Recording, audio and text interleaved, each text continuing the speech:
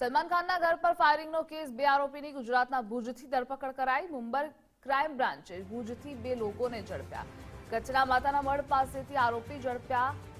આરોપી વિક્કી ગુપ્તા, સાગર પાલ પકડાયો. બંને બિહારના ચંપારણના હોવાનો ખુલાસો પણ થયો. ગેલેક્સી એપાર્ટમેન્ટ બહાર તેઓએ ફાયરિંગ કર્યું હતું. સીસીટીવી ફૂટેજના આધારે પોલીસ દ્વારા કાર્યવાહી કરવામાં આવી છે.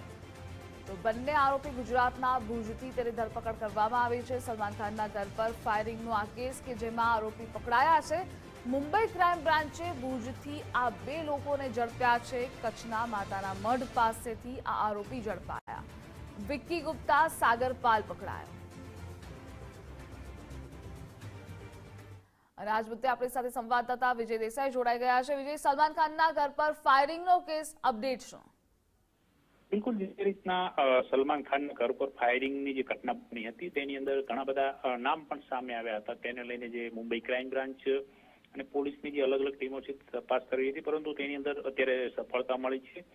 ગઈ મોડી રાત્રે ગુજરાતના ભુજથી એટલે કે માતાના મઢ પાસેથી 2 આરોપીઓની છે તે મુંબઈ ક્રાઇમ બ્રાન્ચ અને પશ્ચિમ કચ્છ એલસીબી દ્વારા છે તે ધરપકડ કરવામાં આવી છે. આ બંને જે આરોપીઓ છે તેમાં નામ પણ સામે આવ્યા છે, જેમાં એક વિક્કી ગુપ્તા જેની ઉંમર છે 24, ઉપરાંત જે સાગર પાલ, બંને મૂળ બિહારના પશ્ચિમ ચંપારણના જે મસીહી ગામના હોવાની માહિતી અત્યારે પ્રાપ્ત થઈ છે. બંનેની ધરપકડ કરીને અત્યારે મુંબઈ ક્રાઇમ બ્રાન્ચ દ્વારા છે તેમને મુંબઈ લઈ જવામાં આવ્યા છે.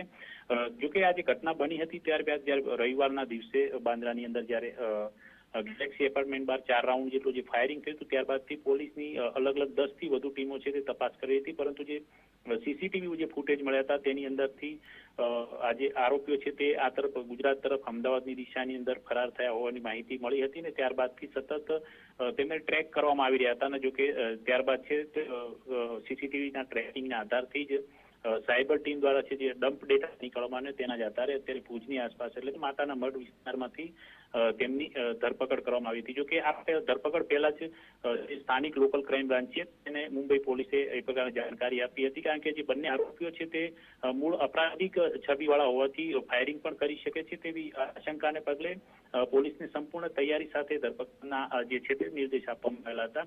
જોકે હાલ બંનેને ત્યાં લઈ જવામાં આવી રહ્યા છે. જોકે આની અંદર ઘણી બધી ગેંગના નામ પણ સામે આવ્યા હતા, જેની અંદર અગાઉ લોરેન્સ બિશ્નોઈના વોન્ટેડ જે ગોલ્ડી બ્રાર છે, તે ઉપરાંત ઘણા બધા જે આરોપીઓ છે, જે અપરાધીઓ છે, તેઓ સતત ધમકી આપતા રહેતા હોય છે.